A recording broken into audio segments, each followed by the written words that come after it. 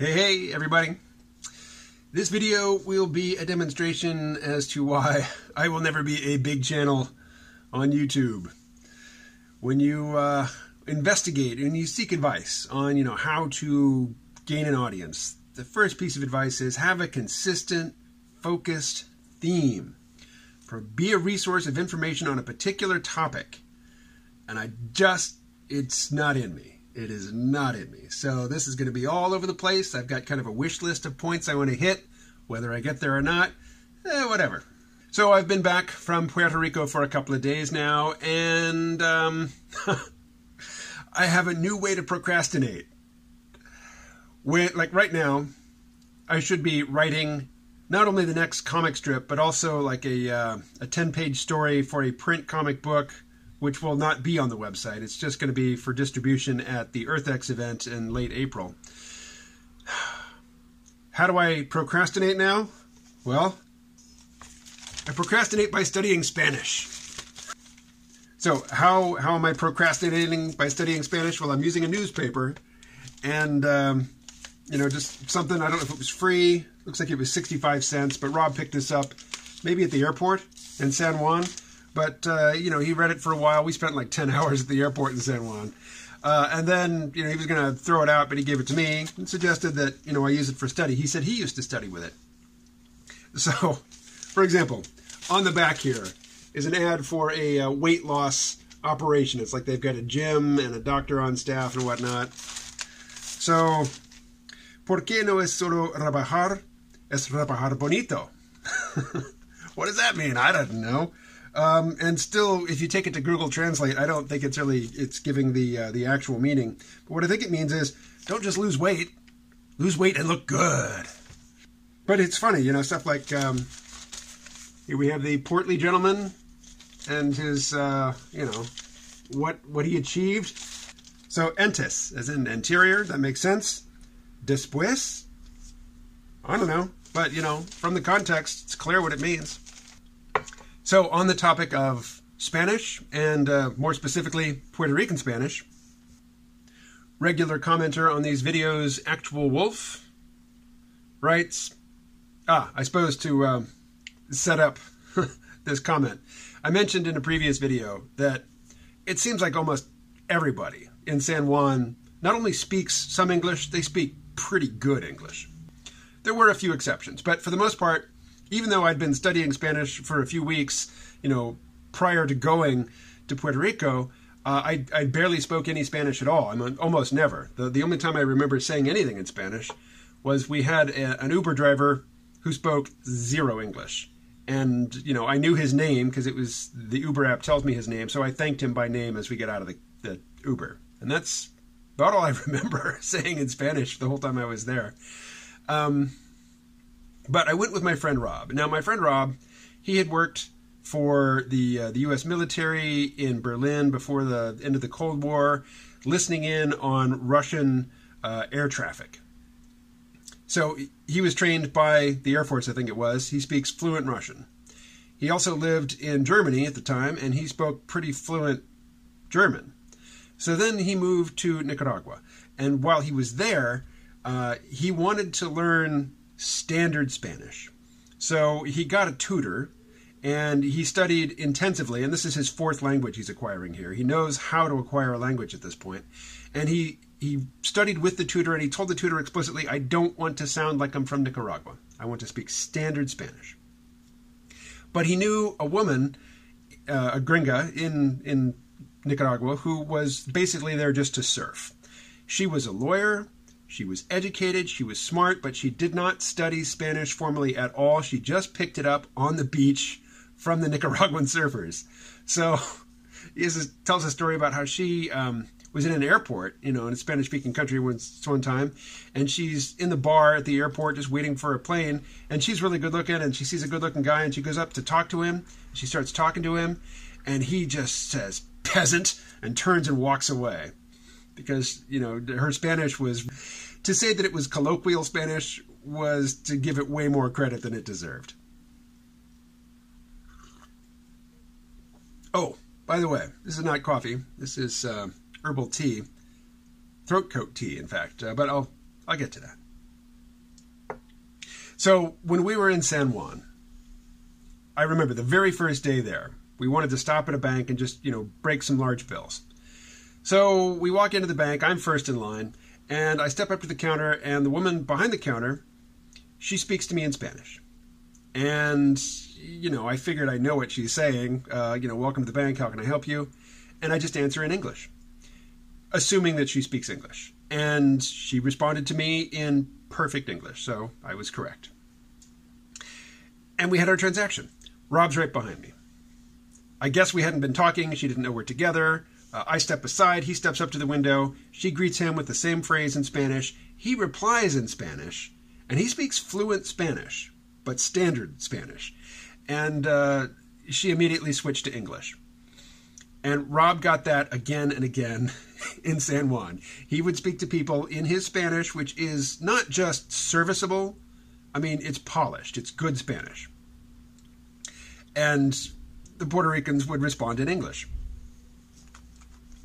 So Actual Wolf writes, "Not surprised your friend got the gringo treatment. Caribbean Spanish is a pretty challenging dialect. It doesn't really sound like Spanish from other places, even if it is grammatical.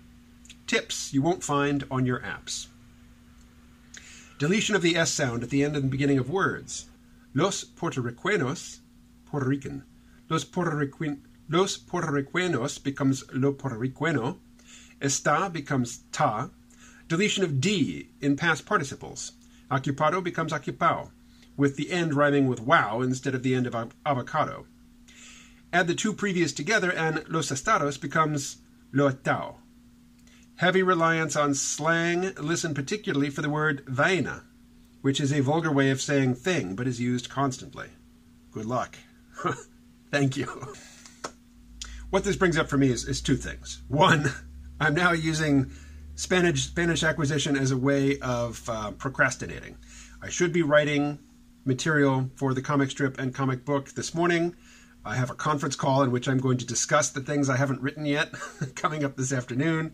And so to procrastinate, I pick up the paper and I go to Google Translate and I start translating phrases and things and practicing them.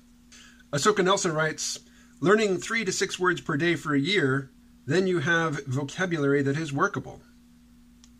I like your math. And Quantum Smith says, "Yes, you will pick up Espanol quickly once you live there. Get a coach there. It will be fine." So here's it's not a dilemma. I've already made a decision, but here is the decision point and what I chose.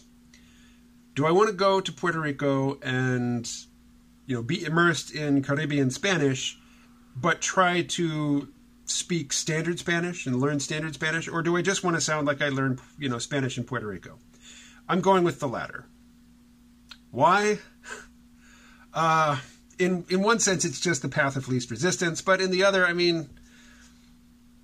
that's where I'm going. That's where I want to live. That's where I want to get around. And, if I go, say, to Peru later, or, should it ever open up, Venezuela, or maybe go to Cuba, and I sound like I'm from Puerto Rico, well, so be it. I'm not looking to impress anybody with my crisp Castilian Spanish. When you go to Puerto Rico, you will see the Puerto Rican flag everywhere. I think I only saw one American flag the whole time I was there, but I saw the Puerto Rican flag everywhere. But the Puerto Rican flag, it draws thematically from the American flag. It's red, white, and blue. It's got a big star on it. It's got stripes. But it is simpler, and it's got a triangular shape in it, and it's really distinctive. And the Puerto Rican people, they seem to treat it as a national flag. Like, I couldn't tell you what the Vermont state flag looks like. I think it's green. I don't know.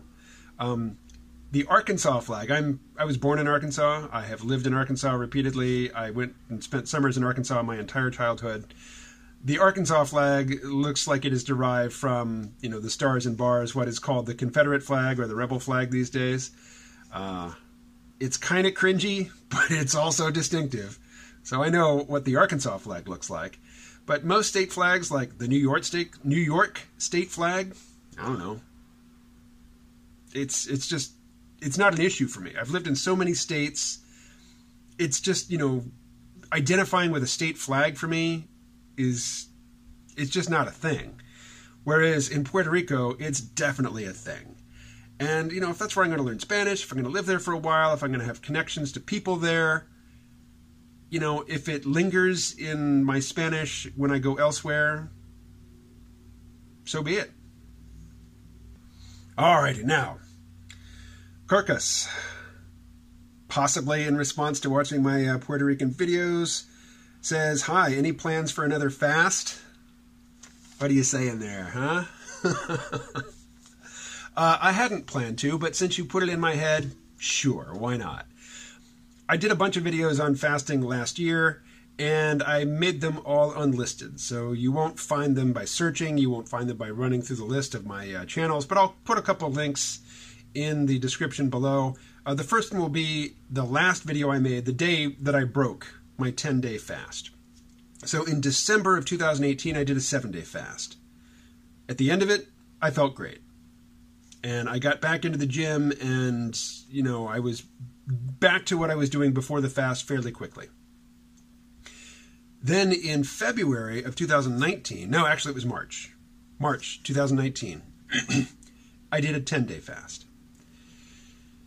So the video that is linked below is, you know, what I recorded at the end of my 10-day fast. I watched it yesterday. I seem a little manic. Even, you know, for me on video, I seem a little manic. But in terms of, like, you know, regaining lost muscle and regaining lost performance in the gym, I never did recover from that 10-day fast. I never got back to where I was before that. So I am definitely not up for a 10-day fast, but I'm up for a 3-day fast. So today's Friday, and the last food I had was yesterday. I'll eat again on Monday. We'll see how that goes. So Paul writes, at least Spanish is phonetic. Maybe you could teach English and learn Spanish from the students. Also, what is the herb situation like? So, as I mentioned, as far as I can tell, everybody in San Juan who has any interest in speaking English speaks it pretty well. You know, people that when I first approached them, I was a little, you know, I had some trepidation. I thought, oh, this person doesn't really look like they have any particular education, and I haven't heard them say anything in English. We'll see how it goes. And they switched to not only English, but English that sounds like they learned it, you know, in the upper or the lower 48, as they say in Alaska. It didn't just sound, you know, like they learned it in class somewhere. It sounded like they learned it in an environment where English is the dominant language. And particularly, it sounded like North American English to me. Also, maybe there are folks in the audience who don't know, I taught English in Japan. That was in my mid-20s. To me, teaching English it would feel like moving back to my mother's house, which my mother wants me to do. She doesn't want me to go to Puerto Rico. She wants me to move back to Arkansas. I can't. I simply cannot. You know, it's psychologically that just seems like going backwards. I am not moving to my mother's house, and I'm not teaching English. And also, it just doesn't seem like there's much demand for it. But I will get a tutor, you know, see him or her like once a week or so. I'm not going to have a huge, you know, load of cash to devote to that, but at least, you know, somebody to help correct the mistakes of my self-study. So what is the herb situation like? I didn't smoke any herb while I was there. I read about it online, and I was reading about, I think that's where I read about this, that, you know, the police don't care. Unless you go up and smoke a joint right in front of a cop, they don't care. They're not going to hassle you. You know, if you get in their face about it, well, sure, they have to do their job. But I asked somebody about it, another expat, and he said, yeah, he got some, and, you know, he doesn't smoke it a lot, but it's available. And I asked what how the quality was, because I figured, and this is something Rob mentioned, that, and it comports with my experience, herb grown in hot countries doesn't tend to be the best, because how do the plants know when to flower? I mean, if you don't have a dramatic change in daylight hours or temperatures or anything, I mean, how do the plants know when it's time to flower? And I guess the answer is, you know, you grow them indoors under lights, or it just comes in from the mainland. That's my guess. But this guy said the weed was fine. It was, you know, pretty strong, indistinguishable from stuff that he got in Texas, which is where he was from. So, in answer to your question, Paul, I can't say from personal experience, but I hear it's no problem.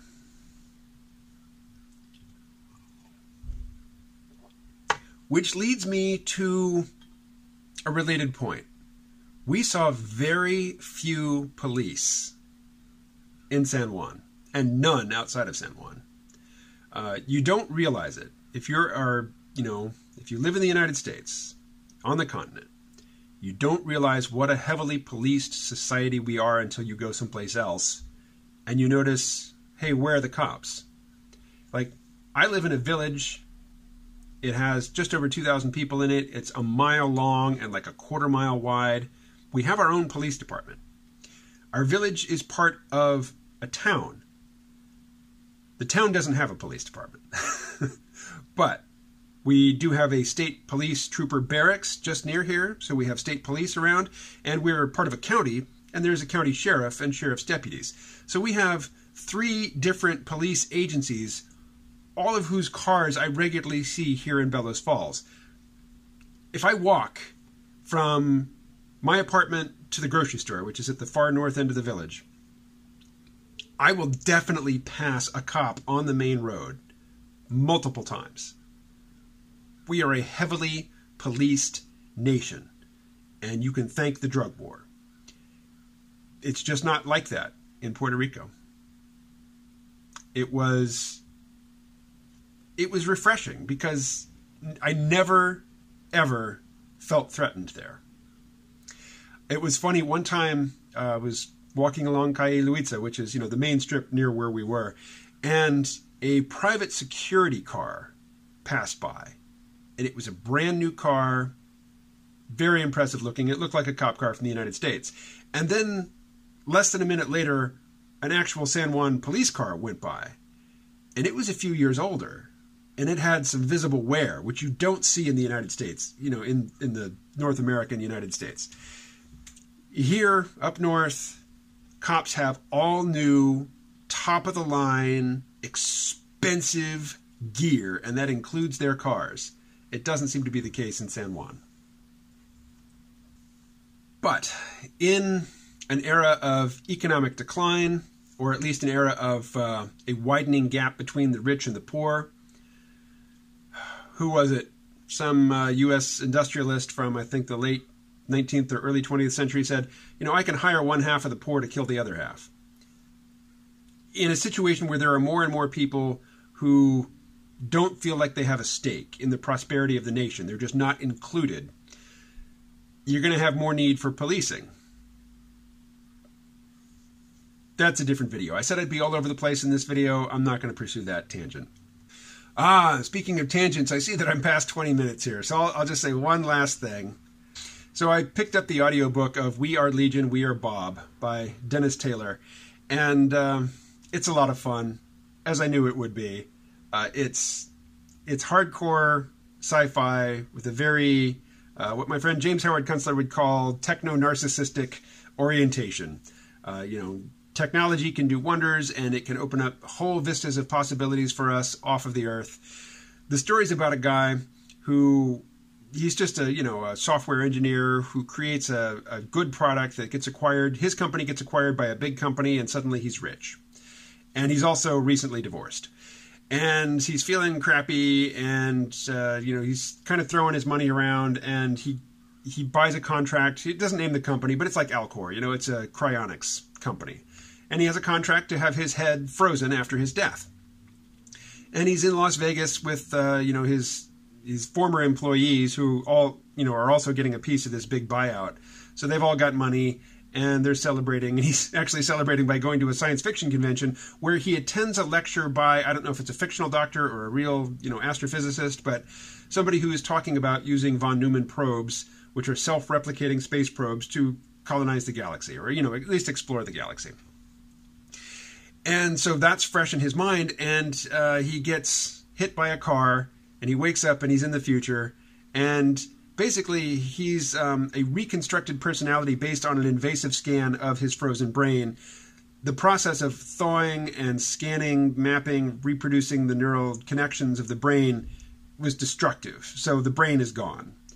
He is a they say replicant, not like the Blade Runner sense, but he is a replica of the psyche, the memories, the personality, the habits of mind of a particular person, but instantiated in software.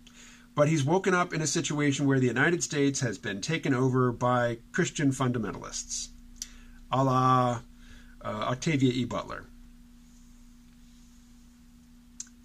This irritates me. I get it. I grew up in the 80s in Missouri. And yeah, conservative, Protestant, Christian, Republicans were the enemy. But I'm just not interested in, sci-fi authors beating up on him anymore. It's just not my thing. Fortunately, while he hits that theme pretty hard for a while, and I was getting irritated with it, eventually he gets put into a von Neumann probe and sent off to explore the galaxy. And, the whole theme of evil Christians have taken over the United States and destroyed democracy is kind of pushed to the side. And that was a relief when it got pushed to the side.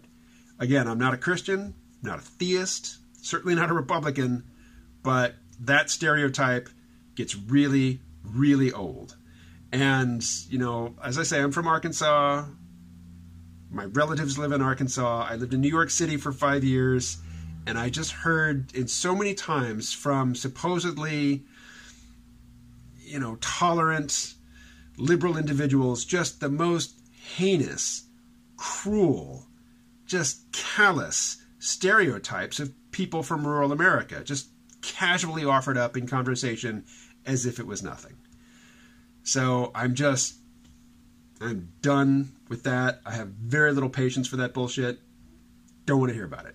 I know somebody watching this video enjoys that stereotype. Remember when ranchers out west took over the, I forget the name of the place, Malheur, a wildlife preserve office. And they had a standoff there with the ATF and the FBI and all.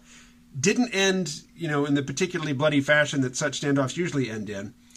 But liberal podcasters, whose names I won't mention, and among many other people, started calling this group of Western ranchers Y'all-Qaeda. Y'all-Qaeda. Why would they say that? Because in their minds, there is no difference between people living in Oregon and Wyoming and Idaho and people living in Arkansas, Mississippi, Louisiana, Georgia.